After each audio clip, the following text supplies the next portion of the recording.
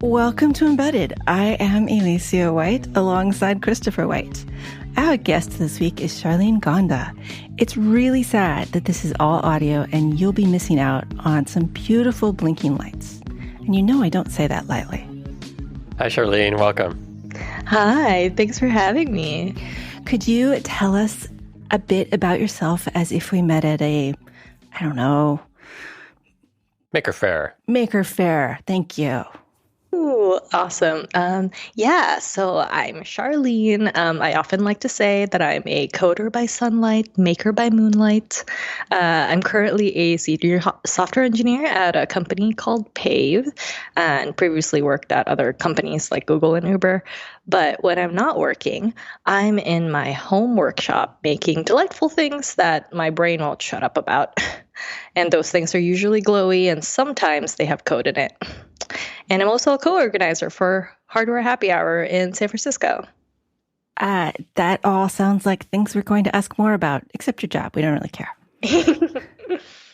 But first we want to do lightning round, where we ask you short answers and where we ask you short questions and we want short answers. And if we're behaving ourselves, we won't say how and why. And are you sure? Are you ready? Yes. Favorite color on a NeoPixel? Ooh, pink. What is your puppy's name? Biscuit. Mountain folds or valley folds? Mountain folds. Complete one project or start a dozen? Complete one project while starting a dozen. Best Animal Crossing Islander? Oh my God. Celeste, even though she's not really an islander. That's the owl with the astronomy. Oh, no, I got that. I just was wondering if she liked the sport ones or the quiet ones. Or. Oh, right. But I didn't remember all four of them, so I couldn't ask. What's your favorite way to learn a new technical skill? Doing a project with it. Favorite material to work with? Oh. Right now, it's brass. Really? Yeah. And do you have a favorite fictional robot? Beemo from Adventure Time. Absolutely. If you could teach a college course, what would you want to teach? I would teach a pass-no-pass course on just making a bunch of creative projects. And every 2 weeks you have a new prompt and you have to build the project. And you pass if you actually build the project that's somewhat related to the prompt. I like prompt-based learning. I've taken some courses recently that were done like that. It's very creative. Yeah. I've never had a course like that, so I feel like that's what I would want to take. So that's what I would want to teach. I'm just finishing paper engineering with Kelly Anderson, and it was a cohort-based art class that lasted 11 weeks. And we went through like pop-ups and building sensors with paper and all kinds of things. And it was like that, where you kind of got a prompt and then you just went away and did something along that prompt. Oh my God. You can't see me, but my jaw just dropped. It was really fun. And in fact, the parts where I was disappointed was when she told us what to do instead of giving us a prompt. It was like, finish this. And I'm like, well, yes, but you gave us all the instructions. That is not as much fun. Yeah, it's most fun when you get to like twist the prompt and then like justify why it's related. Exactly. Well, clearly we're done with lightning round. So you do work with paper some. Yes. And you work with LEDs a lot. Yes. What are your favorite papers and what are your favorite LEDs? Oh my gosh. Okay. My favorite papers are, so I really like this vellum paper that's like just the right level of translucent, because they are super flexible, like super versatile. I've used them in like glowing greeting cards, and then I've used them for origami. And so like And like I've even thought about using them for like jewelry projects. So they're very versatile, and they diffuse light really well, and that's why I really like them. And my favorite LEDs are definitely the NeoPixel kind, but it definitely depends on the day. That's fair. There are days when I just want, something simple and something really flexible. They're not usually the same days. Yeah, exactly. How much origami do you do?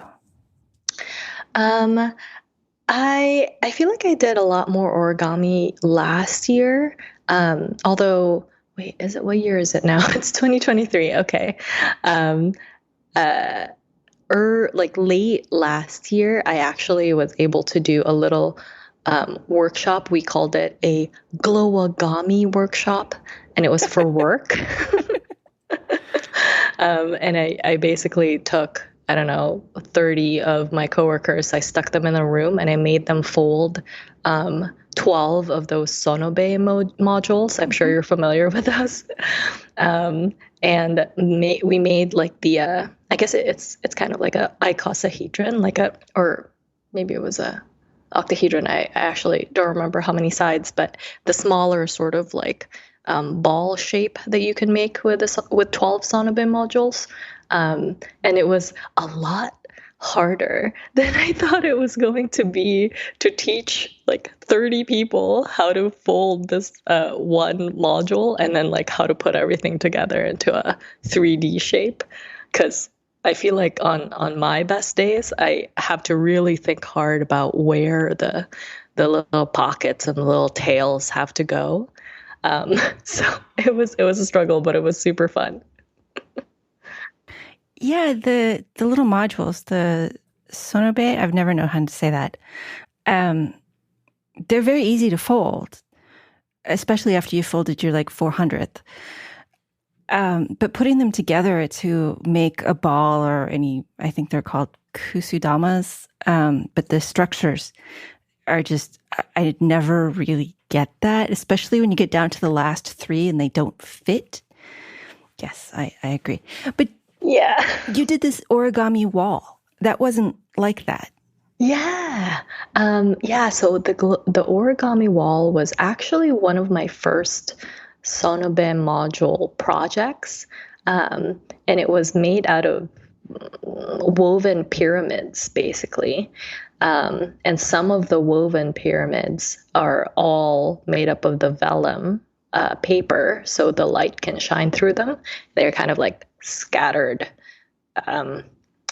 randomly across the surface, so it looks like there's a random smattering of lights that pop up whenever they glow. They were pre-planned instead of random. So it was a very, very fun project. And I even connected it to Google Home for a short time, although that integration has probably died by now. We need to make one of these. Yeah, it was super pretty. It was little, I want to say like flower shapes, but geometric shapes, a whole bunch of them. And I didn't realize that there were only some that could light up. Yeah. Because they look so uniform, and the lights are slow and subtle enough that you don't really realize that only a few of them are lighting up because they don't all light up at the same time. Yeah, and that was kind of like the trick is I felt like it would be too much if the entire thing lit up. Plus, that was one of my first projects, so I wasn't really confident that I could manage the power requirements for that many LEDs, because each of those pyramids actually has 7 NeoPixels. Oh, okay. And that's how I achieved the fade effect, because I just add more pixels or subtract. And they're like the NeoPixel Jewels from Adafruit. So it was such a fun project. I would not really recommend it. Oh, but it looks so good. Just because it's so, oh man, it took a few days to fold all of those modules. And Well, that's no problem for her. Oh, there we go. They may already be lying about the house. Amazing. Yeah. There was a middle of the project where I fully folded maybe like 50 of them the wrong orientation. Oh, no. So I had to put it down. I had to wait until the morning. I had to have some tea to calm myself. And then I like opened up all of the 50 and then refolded them in the correct orientation. But during the day, you're a software engineer, right? Yeah. And that's your background, being a software person. Yeah. Uh-huh. Yes. You went to school for computer science. I did, yes. And now you're doing hardware things. Mm-hmm. What was the first step on this path to darkness? I mean, lightness, because of course you're using light. That's true, yes. Well, it was actually, okay, so I've always really liked coding. And I was really lucky that I was in high school when my school started offering a computer science course in high school. I fell in love with it, and it was really awesome. And on the side, like when I wasn't in this computer science class, I really liked arts and crafts. Like I like to paint, I like to do some origami, I like to do a bunch of crafty stuff. But I had always considered these skills separate. Mm-hmm. Like I always thought that there was no way that I could do them at the same time. And then one of my coworkers challenged me to make a light. It's kind of a long story why he challenged me, but he said if I could make a light that would, a hat that would light up depending on the state of your Uber ride, that would be a really interesting educational tool. And that's when I started like wondering about like, well, how would you do something like this? And my first exposure to, or my first sort of like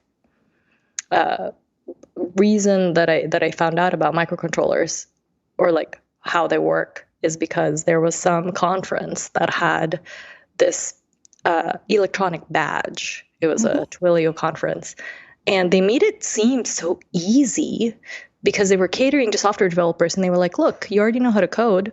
Just like stick your code in here, in this specific spot, and you can do stuff with it. So like all of the combinations of things started like coming together, and then I made this hat, and it ended up being a shark-shaped hat with a unicorn horn, and the unicorn horn would animate differently depending on whatever, like where you were in your Uber ride. This was the Sharknicorn. I saw this hat. Yes. Yes. And it was so fun to make. And that was kind of my gateway project. That was my gateway project that succeeded. There was one other project that I tried to do where it was like a button that you would hit and it would like augment some score on a scoreboard. But I did not have, I didn't know about the Adafruit Learn guides when I embarked on that project, so it totally failed. So yeah, that was kind of how it started. I guess it just started because somebody asked the question, and that question intrigued me, and then I answered it with a shark hat. What was the controller you used? That one was actually a particle board, a particle microcontroller. Yeah, and it was actually the LTE one too, because I wanted you to be able to take it on the Uber ride and then like have it light up differently. Cell modem, not Wi-Fi. Cell modem. I noticed you use particles in a lot of your projects, and I don't see that very often. What attracted you to those?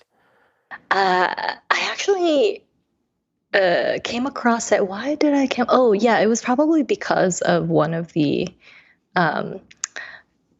tech conferences that offered this badge. And they made it super easy because you don't even have to really plug into the USB. You just open up a web page and you like paste some code in. And that was really appealing to me because I had no idea how any of the tool chains worked. So it was the least intimidating way to get into it. Although these days, I feel like most of my projects are in CircuitPython, so like all of the Adafruit stuff. Which has a similar low friction development system. Absolutely, yeah. I could probably do an Arduino project. It just seems like there's just so much work that I need to do in comparison. I'm sorry, it is very funny to hear somebody say that, and you're right, but it's also totally right. It's very funny. I know it's like probably just like a minuscule amount of work more to do an Arduino project. It's just, I don't know. I'm a lazy developer. I don't know. Well, going beyond Arduino, which is a little bit more work, but not a lot more benefit in my book, from a CircuitPython, if you went further down into the realm of truly awful development environments. Normal development environments, yes. You do get step-through debugging and all the things you get when you're developing at a higher level. But there is this bit of a chasm between making it easy enough to use like Arduino and CircuitPython. There's a vast gap between Arduino and normal development. I don't know what the adjective to use. Professional development is what I say, although people use CircuitPython for professional things. I say normal, but that doesn't make sense either. Yeah. For deeply embedded development. Non-hobby development. Like productionized. Sure. Oh my gosh. Yeah, I would actually, that's actually a question that I had for y'all, but we can talk about that whenever you want to talk about it. Well, go ahead. Yeah. I feel like that gap, I have no idea how far the rabbit hole goes. But every time somebody asks me like, oh, like, you know, I guess you want to be a hardware engineer now. You want to do that for your job, right? I cringe a little bit because I know as a software engineer that the gap between doing a little coding project or like doing a little programming exercise and like performance scalable software engineering that has to be used by thousands of people every second is such a different world, and there's so much tedium in the spectrum in between. So I just feel like I get to do all the fun stuff in hardware engineering, but like I don't really know what it takes to make like in what comes after making one or maybe 10 of something versus like making 1,000 or 100,000 of something. So like, can you enlighten me on what is the hardest part of it, or what's the most tedious part of it? It depends a lot on what you want. Or what you're making. What you're making. Yeah. I mean, the short answer is Alan Cohen has a book called Prototype to Product, and it goes through the steps, and it is very good. It is also like 500 pages long. And that is the hardware side and the paperwork side. I mean, nobody thinks about FCC certification being part of an electrical engineering curriculum, but it's always the EE's job. Oh. Like somehow they have some sort of magical ability to deal with frequencies in radio when what they really did was put together a schematic for a digital board. So yeah, there are all these hidden things. Manufacturing, how you talk to contract manufacturers, it's the same chasm as you said about software. It's fun to make a few, and then when you make a few thousand and you have people paying for it, there's a lot of tedium that goes into it. Well, that's too where you start having to move away from things like CircuitPython or Arduino, because you can't spend that much money on your electronics. If you're making hundreds of thousands, you're not going to say, oh, a $10 CircuitPython module is a good bet, probably. Yeah. So you're going Yeah. to drive cost out. You're going to make a custom board with a custom microcontroller, and you're going to probably write all the software bare metal with the libraries that the vendor provides. Yeah, people always ask me, hey, are you going to sell that thing, the one thing that you made? Right. I don't really want to. I mean, it can work for tens and dozens. That's totally fine. And, you charge an appropriate amount to cover your extra costs. But yeah, it's really when you get into the thousands of things that stuff gets really tricky. Yeah, and then I don't have the luxury of just pushing out some update, some software update if I figure out that there's a bug in my code, because there's always a bug in my code. And yeah, that just gives me a lot of anxiety. Well, and things like Particle, you can. I mean, that's what their whole shtick is, that you can manage these. You can manage a whole bunch of IoT devices, but you pay a cost for that. Yeah, absolutely. And sometimes you don't really need the IoT part of it, really. I mean, for security reasons, sometimes you don't want the IoT part of it. True, very true. So yeah, that same chasm you see between software and projects exists on the other side.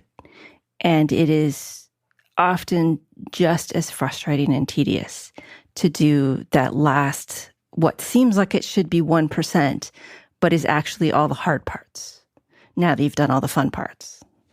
I'd also say it's not super cut and dried, because you can certainly do a custom board with a cheap microcontroller that supports CircuitPython and continue to use CircuitPython for development. Thea did that with all of her synth boards. Mm-hmm. A lot of people do that, and that's a way of kind of splitting the cost, your development cost, making that a little bit easy, but also cutting down on the electronics cost. But then you do lose some performance in that if you care about that and stuff like that. And so your product is a little bit more expensive. Yeah, because you might need a bigger microcontroller than you otherwise would.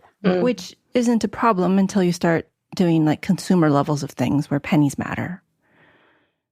Right, yeah. And then you have to get into the economics of, well, how much are people willing to pay? And exactly. Yes.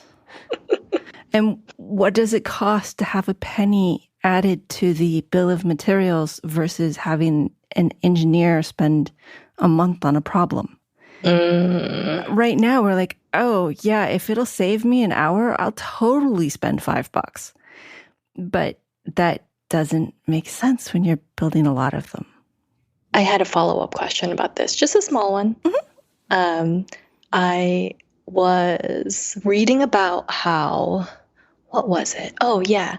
I was reading about a blog post that described how software developers had to figure out, back in the 80s or something, how they had to fit or do spell check. Spell checking used to be this entire sort of niche set of algorithms that had to be created because there was a limited amount of memory. Mm-hmm.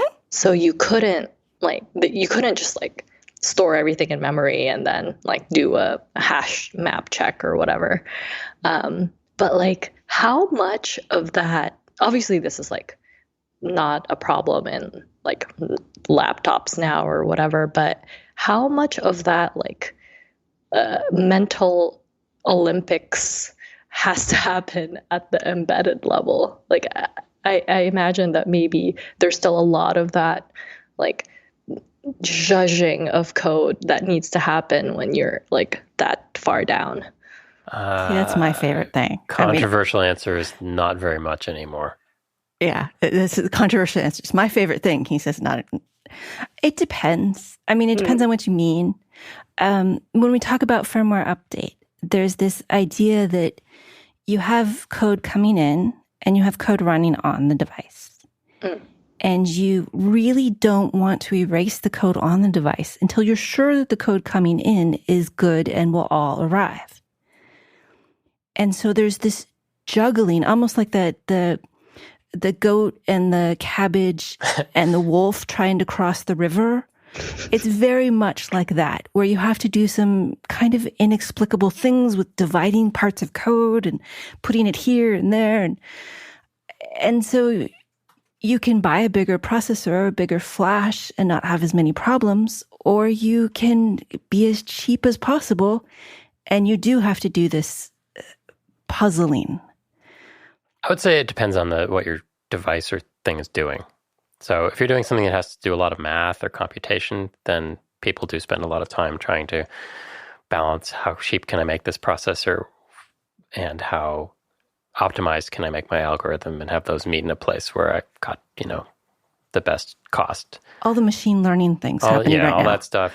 Those are all having that problem. Same thing with memory. Like, okay, we're going to write out of memory. And that happens a lot. It's like, okay, we're going to write out of memory.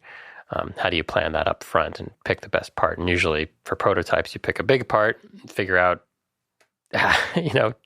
when you get sort of done with your software, does this fit? And if it does, then, maybe get a cheaper part that doesn't have as much memory. But there's still a little bit of that, but it's not I don't think generally it's, unless you've got a really specific application that needs some specific computation thing or a very specific algorithm, and it also needs to fit on something cheap, or you need to optimize that. It hasn't happened. It doesn't happen as much anymore. It's certainly not like the spell check example where it's like, okay, there doesn't exist in the world the a cheap computing platform that we can do this on with a brute force algorithm. So we're going to have to finesse this. Yeah, that's it's incredible. We are definitely summer engineering children. I think the machine learning actually is the area of where things are still hitting walls much before they would like to. For most development, the processors are so cheap now that isn't the limiting cost. And then engineering time becomes a limiting cost. And then we go to things that are easier to develop with. So, on the other hand, I find those problems where you have to just take it apart and put the puzzle back together super fun. So if anybody's out there saying, oh, I have one of those and it's awful and I can't, let me know. Yeah, I'm not saying they don't exist. I've had to do them, for graphics. That comes up a lot on microcontrollers because they're not very fast and they don't push things to memory very fast. And so everybody wants rounded corners for everybody, some horrible everybody reason. wants everything to look like an iPhone, even when you're spending $1. So oh my God. So that comes up a lot because it's like, what can we do with this? Pretty much nothing. Okay, what's the next step above nothing? We'd like 3D graphics. Okay, you can have 1D graphics. Yes, one dot at any time. You can have an LED. That actually comes up a lot now that I'm thinking about it. It's like, because there's an infinite appetite for things that look good, but it's very hard to achieve them with, small parts.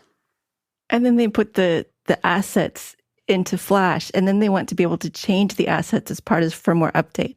And it just is... Yeah, here's 10 megabytes of JPEGs or bitmaps, because they probably don't have the CPU to actually decode a JPEG. Yep.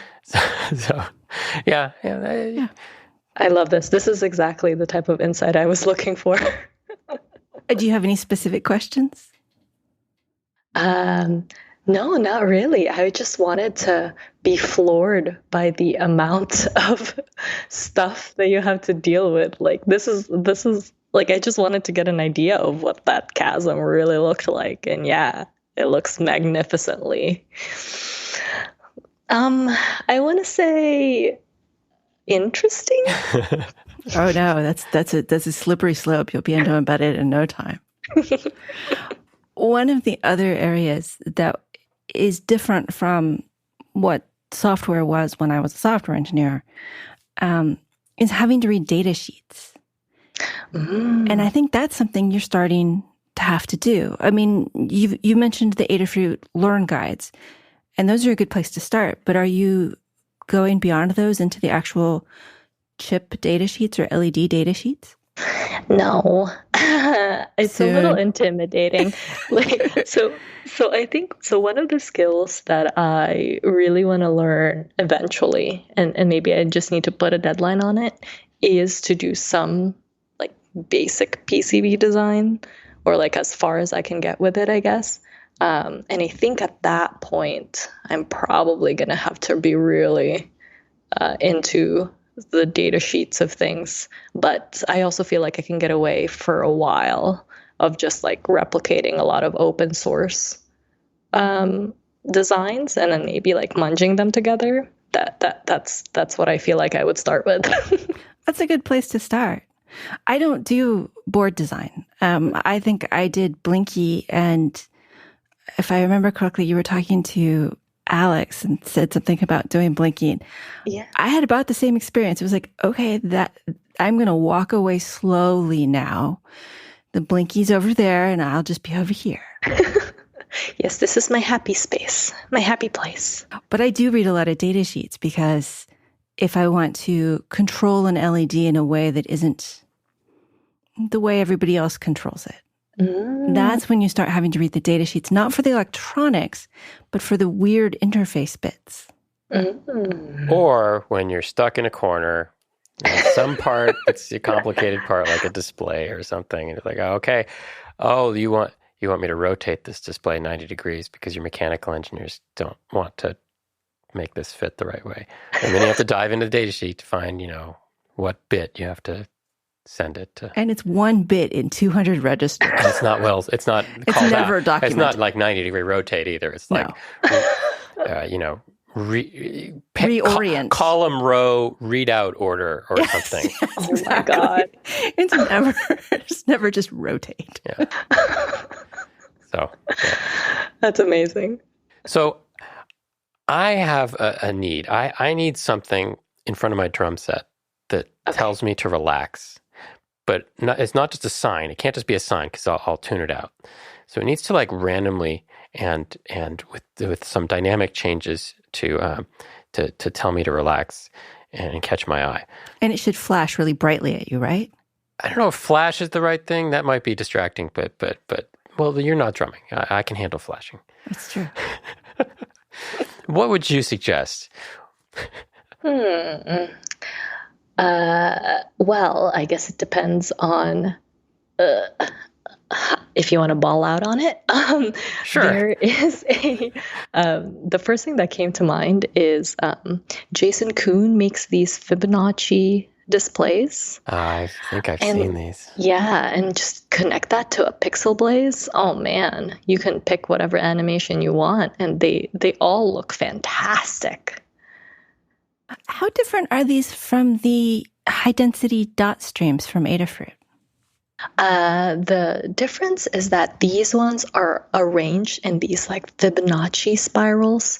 So when you think about, you kind of have to do a little bit of a mental gymnastics to figure out like where the positions of each of the LED, because the index of the LED is sort of arranged in a spiral. So like the 0th one is in the middle and the next one is in some branch of the spiral. And then you kind of have to like figure out what that would look like if you wanted to build some sort of graphic around it. So I feel like the graphic math ends up being different. Yeah. And I honestly don't even really understand it. So, but they've done a lot of work figuring all that out and then mapping it to the Pixel Blaze library. So you don't really have to do any of the math. You just stick a bunch of animations in and they all just look beautiful. Oh my God. I mean, Pixel Blaze is made by Ben Henke and he likes doing math. So it does not surprise me that they've figured out the math. Yes, absolutely. Have you been using the Pixel Blaze as much?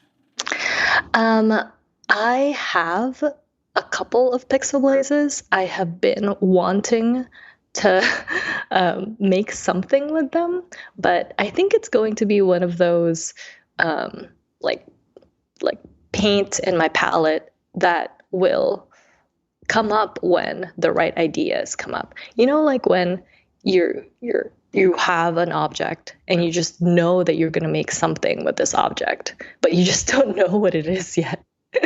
So it's like, it's there. I know I'm going to make something awesome with it. I just don't know what that is yet. I mean, the pixel places are really awesome when you need Wi-Fi as well as pixels. Also, amazing animations right out of the box. It's incredible. That's the thing, is like, back to the developing stuff from scratch. I mean, you can do so much with so many modules now. It's hard to tell people to go do anything from scratch.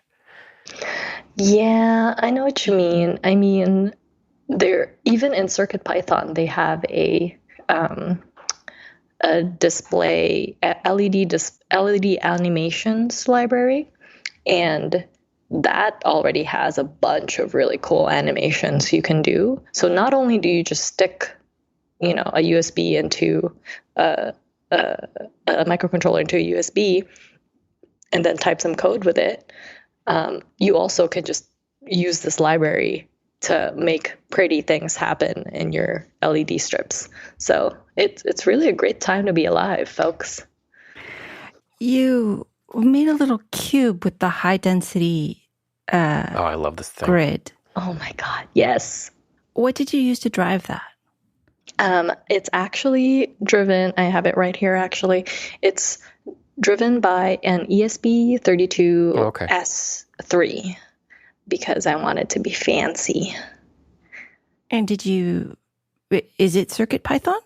Yep, it's written in CircuitPython. It has, it has that Qt Py, the ESP32S3, and then it has the little charger board that Adafruit made with it.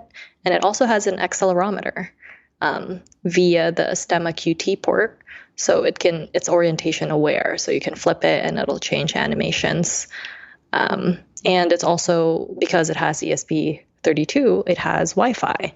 So I made a little web page that can post some payload to Adafruit IO, and the firmware in the cube knows how to parse that string to draw on the top of the cube and also display some message on the sides of the cube. And definitely one of my favorite projects. How big is it? It's roughly 1.5 inches tall, like 1.5 inch cube, 1.5 inch cube. And you 3D printed armature framework? What would you call it? Yeah, it's like a press fit frame, I guess. And the frame itself has a little notch for the switch, so you can turn it on and off. And it includes like another little notch that you can pop the top of all of the LEDs press fit into the 3D printed frame. And then you can pop the top off and you can access the USB inside, and for charging and for reprogramming purposes. And there's a battery in there too, right? Oh yes, there's a. I mean, because that's the thing, is you need to make it self-contained. Yeah, it's like a tiny little battery, and I was so happy when I found out it just existed off the shelf. Oh man. I mean, not entirely off the shelf. You did build this. That's true. I did. But I guess the fact that I was able to build it with a bunch of parts that I was just able to order and not have to design a custom PCB for it was really, was such a delightful thing. And did you write much software for it? Yes. I had to write all of the software that drives it, essentially. And it's all in CircuitPython. I have like a little cube object that's written in Python that can sort of manage the state of like what's happening in the cube. Because there's an orientation sort of state, like if it's upside down or not. And then there's like, how do you scroll the images on the side, the text around it, and then how do you display the top, the graphic on the top part. I feel like maybe there was probably a way to display an image and wrap it around the cube, but at that point my brain was frying, so I was just very happy that I made something display. So you say you didn't make a board, but you did make a 3D printed framework. Yeah. And you did put together 6 of these boards and the electronics necessary to drive them all, and then wrote software so that they would do appropriate things to what you wanted when accelerometers changed and text changed and it talked to a website. Yeah. Okay. I just wanted to make sure that, you kind of minimize what you did, but there was plenty there. And in fact, there was enough that Adafruit, you wrote a tutorial for them. Yeah. And that was exciting? Super exciting. Oh my goodness. Yeah, I definitely felt like so I finished it and then I was like, this is super awesome, but is it awesome enough? Is it awesome enough for me to write a guide about it? Like, is somebody going to pay me to actually, tell someone how to do something like this? And I don't really know why my brain works that way sometimes. Like, because you're right that I guess it's because I tend to think that if I know something, then a lot of other people know that thing. So it doesn't feel like something that I can talk about or be teaching other people about. But I think it's a weird thing that my brain does, really. And I also feel like it's a habit that I need to get out of doing. I think it's sort of this mental tick that happens. And I just have to catch myself every time I do it, because I feel like the world will probably do enough of the invalidation for me without me helping it. A special form of imposter syndrome. It's teacher's imposter syndrome. Yeah. Oh, I didn't even know that was a thing. Oh yeah. Is it separate? Oh, it's separate because now you've got. I think about when I used to work on patents for larger companies, and the question was always, is this novel? Is this non-obvious to a practitioner of the arts? And I'm just like, everything I do is obvious. Yeah. That's a bit different though. But what I'm talking about is like getting in front of a bunch of people and, by teaching somebody, the implicit thing is I know how to do this. And not only that, I know it well enough to tell you how to do it, and that the information is valuable. And the information is valuable. Right. Yeah. But I think that's a real trap, because by teaching things, you learn them much better. Very much. True. And everyone has a different perspective on things. And, I can't tell you how many times I've watched different instructional videos or read different things on the same subject, trying to understand it better. And I think having multiple perspectives on stuff is really useful. And if there was just one person who knew how to do everything, and that was the person who taught, or who knew how to do a specific topic, and that was the only person allowed to teach it, that would be very bad. That's true. That is actually a really helpful way to sort of reframe this thought of like, oh, well, am I good enough to tell this story? But you're right that your perspective is different. Like, it's unique. It's you. So it's like a sort of a handle that you can like grasp on whenever your brain goes in that direction. And there is the idea that an expert often makes a terrible teacher. Oh, yes. Not even an idea. That's a fact. I would definitely love to do a lecture on pointers, on how to understand pointers. But the truth is, I have no idea how you don't understand pointers. Why doesn't everybody understand? Same way. Totally obvious I to me. completely remember being confused by pointers, and I remember being stuck on stuff with them. But now when people ask about pointers, I'm like, this is obvious. I can't even explain. This is like, a fish in water. This makes no sense that you can't understand this. Even though I remember not understanding it. Oh, yeah. I can't. Yeah. It would take me days to sit down and kind of construct from a beginner perspective something that I thought would be a good like tutorial on pointers, because it's just like, okay, it's like addition, right? It's like explaining addition after doing it for 20 years. I could explain addition better than I could explain probably pointers. Yeah, and I was trying to think of another example, but yeah, so that's definitely the case. And I've taken classes from people who are super, and you take people math classes in college and stuff. There were a lot of math professors who were so into their research and stuff that teaching calculus was impossible for them, and yet those were the people who were teaching calculus. Yes. And so. But if you get an instructor who's into teaching and understands teaching. Into the educational part. Yeah. Or you get a TA who learned it last year and totally remembers where you're coming from. Right. Yes. Yeah, it's totally different. So yeah, it's really hard. Yeah, it's crazy. I feel like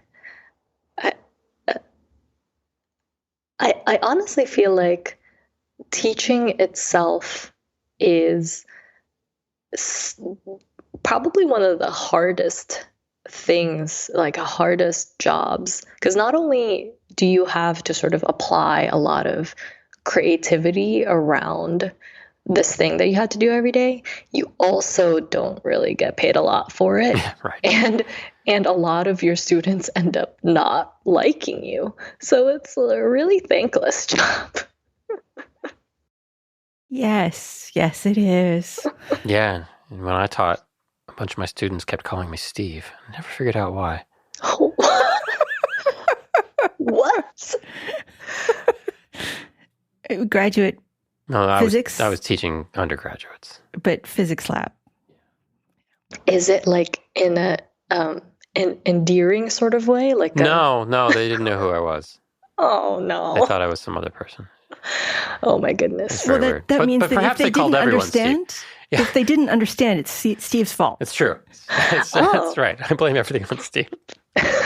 Steve is your teaching alter ego, the nega Christopher.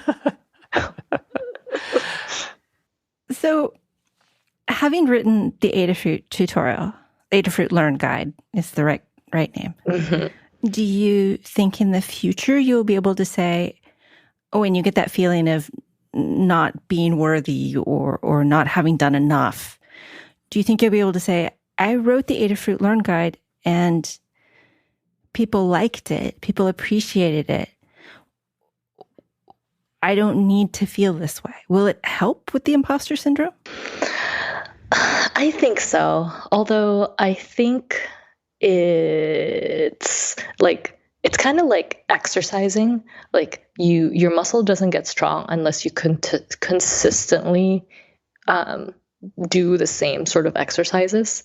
I think my journey right now is to figure out how to consistently redirect my brain whenever it tries to go the direction of like, oh, I'm not good enough, I'm not worthy. And that it's definitely still a journey that I'm in the middle of. So an example of this is I was just invited to speak at Maker Faire Miami this April, which is super exciting. But I was about to book my flight. They were like, yeah, this is good, go book it and then we'll reimburse you.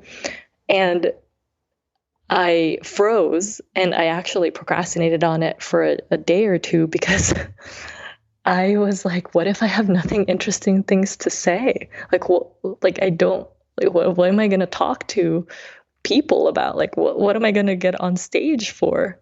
Like, and I had to like voice it aloud. And thankfully my partner, he knows that I tend to do this to myself.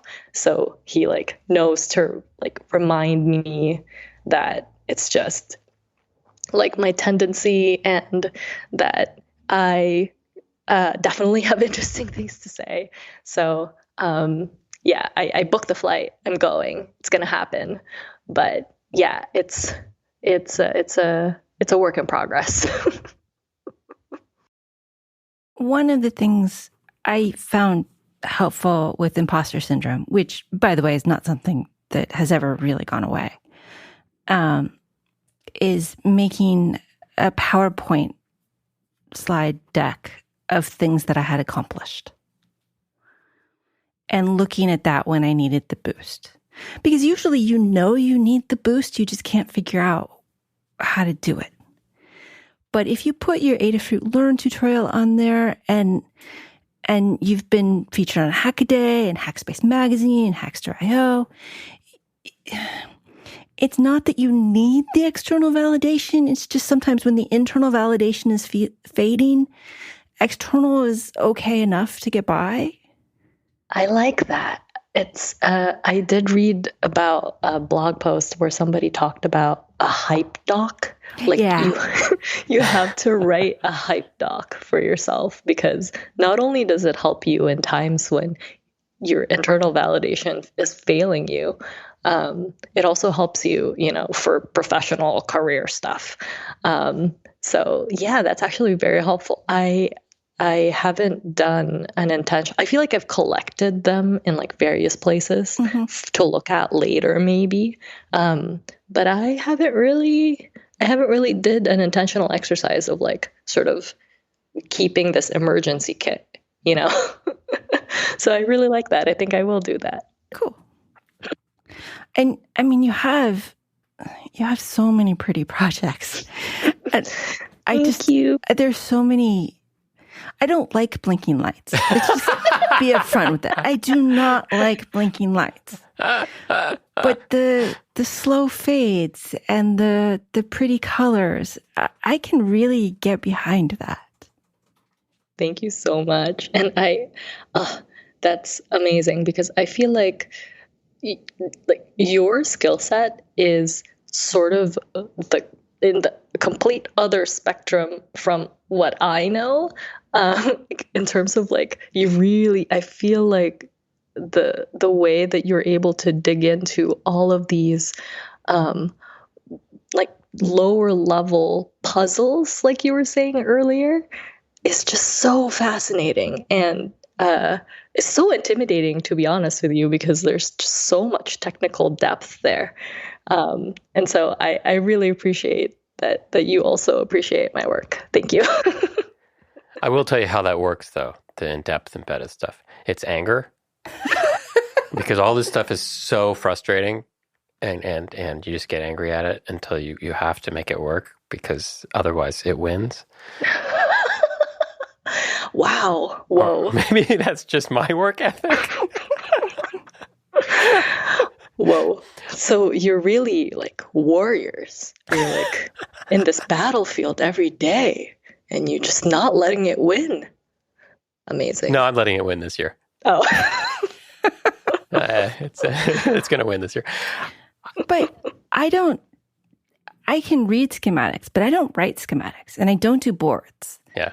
And I've never put together something that has 3D print successfully. I've only recently done that, and they're embarrassing, but they work.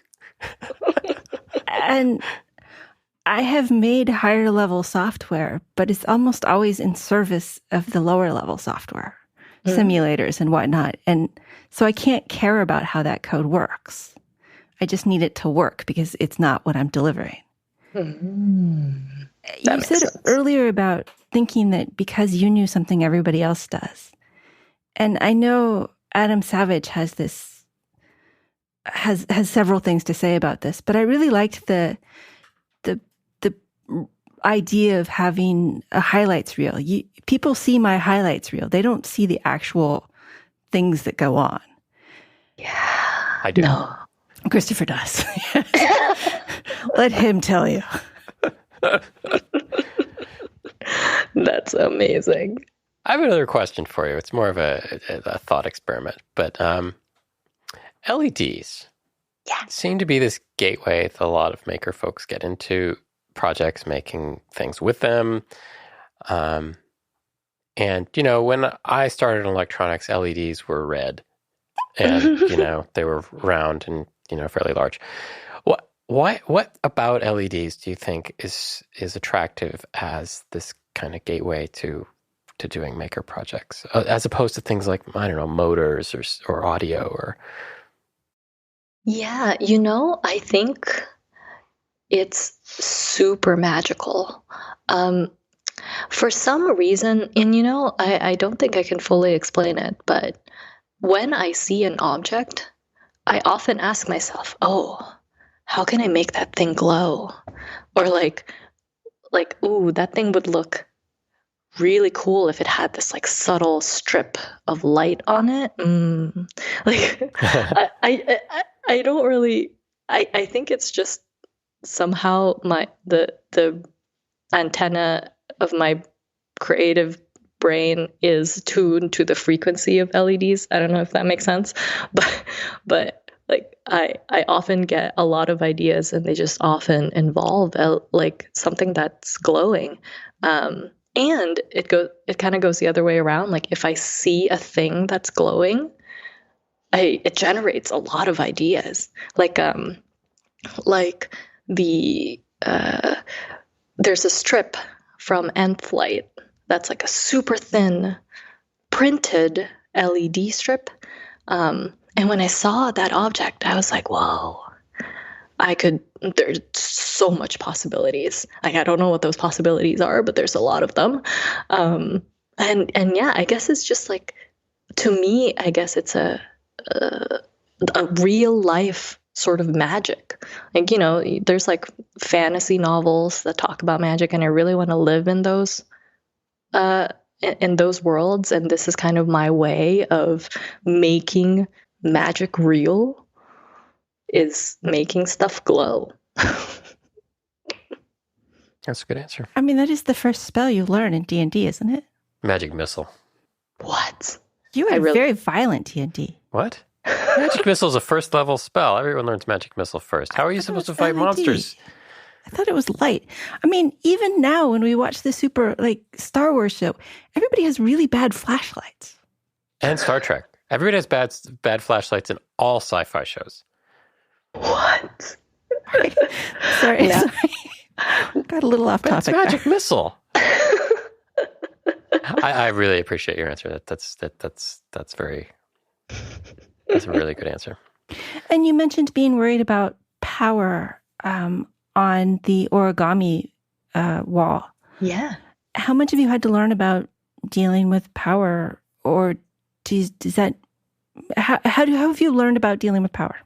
To be honest, I have learned I know that voltages matter. I know that amps matter. And that's about it.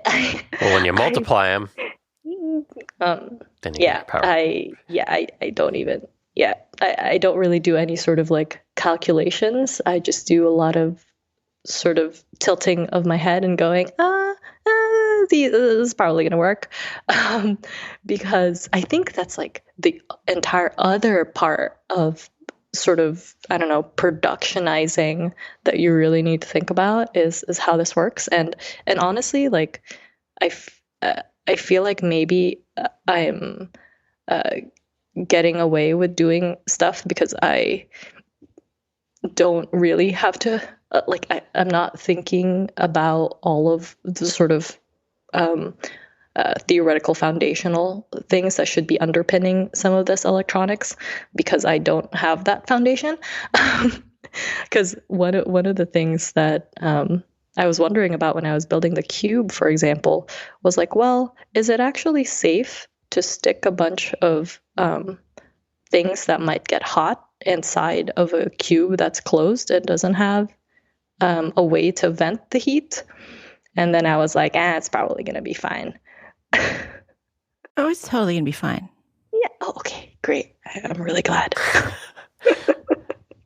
I mean, volts need to be consistent. All the volts need to be about the same, or they need to have something that translates between them.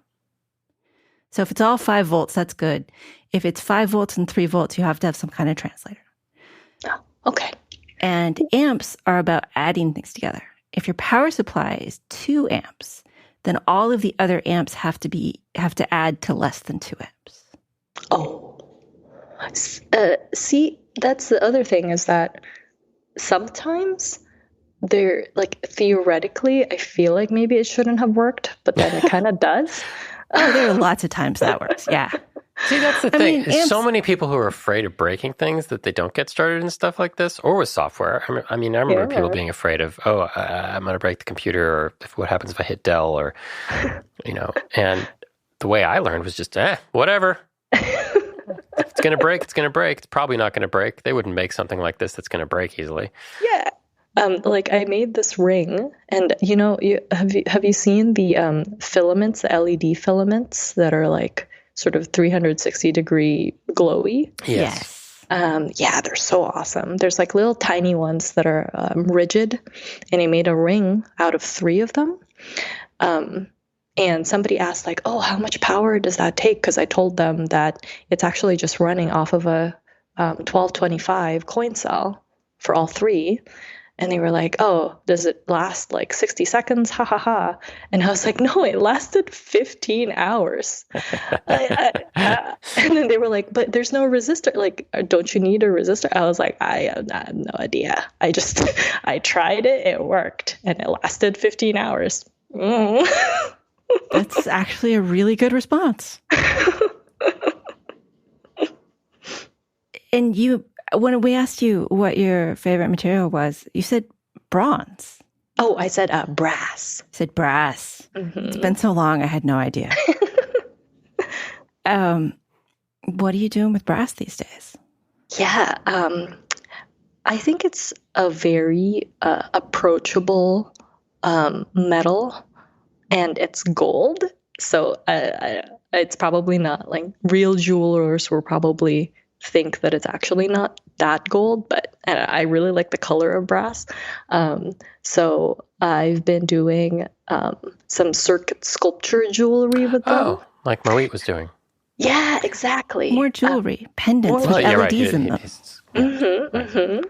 And it's great because it's a way to get the glow into something I can wear that doesn't require a microcontroller, so it doesn't require like a battery that's bigger than a coin cell, and it doesn't need to be recharged. It doesn't, like, there's just so much less that needs to happen. Just some LEDs and a positive and a negative, and as long as they don't short, you're fine. And I've just been having, like, it's sort of a really addictive exercise for me to think about, like, well, what can I make that's glowy and gold? And recently I've been trying to make bezels for I'm actually trying to make a new wearable with the DotStar grid, the same grid that is on the cubes, and it's a little bit more chunky because I'll need to have at least a cutie pie in there. But I'm trying to wrap a brass bezel around it. And oh man, I was looking at YouTube videos, and there's actually like a bunch of tools that I don't have that you can use to bend metal in certain ways and to make it so that it looks nice when it's bent. Because you do one bend the wrong way, and the entire thing just looks bad, and you can't really undo it. Well, you can, but it's but then it looks worse. Perfect. Exactly. So you have to sort of just cut it off and do it again. But yeah, I don't really have the right tools for it, but it's fun to just like experiment with, and it's just so shiny. And I feel like you get a really good result out of just like if you just bend it right. So I guess I'm just fascinated by what you can do. I guess like metal is kind of my next frontier because I feel like I could 3D print some plastic stuff. I love working with paper. I have like some stuff that I've done with wood, but like getting to work with metal is just like very, very cool. Some of your past projects that I've really noticed were the detailed wood cuts, and those come from a Glowforge, right? Yeah. Does the brass and the Glowforge, they don't play together, right? Oh, yeah. Not really. I don't think you should laser shiny things. And Yeah, but apparently, and this is something that I've been wanting to experiment with, there is a coat, like a coating that you can put on brass, and you stick it in your laser and you can engrave on it, and then it apparently will just engrave on brass, which is very exciting. I feel like you can make trophies out of it. You can make like interesting graphical elements with your jewelry. Man, that would be cool. I feel like one thing that I really want to figure out how to do is how to make the same sort of intricate cuts that I can make on wood, but on brass. I feel like I need an industry, like an industrial sort of laser cutter or water jet or something for that, and I don't really have access to that yet. You might want something mechanical, more like a Cricut, because then it doesn't matter if it's shiny. It just has to have the right tools to emboss or cut through. Yeah, I gotta figure that out, because there's definitely like sort of these intricate flat brass sheets that have like intricate cuts on them. I just don't know how they make it. I think it might be stamped or something. Yeah. I can get a stamped effect with metal on my Cricut, but I don't know if I could cut metal. Yeah. Although if it was straight lines, I could stamp it and then probably cut it after. Once I had a guide, because I'm not going to cut straight lines on my own. That's for sure. Same. I feel you. Do you have a favorite project that you've worked on? Ooh. I have to choose among my children. I want to say, I think the cube is probably one of my favorites right now. It's just so satisfying to hold it. Even when it's off, I just sometimes like fiddle around with it. It's just a satisfying thing.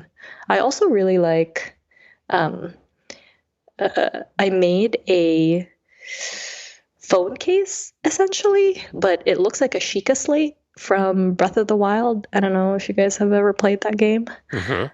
Yeah, the glowy. Remember, Link got the glowy slates that had the. I don't remember what they were for exactly. Got new information or new abilities out of them. The recipes were from.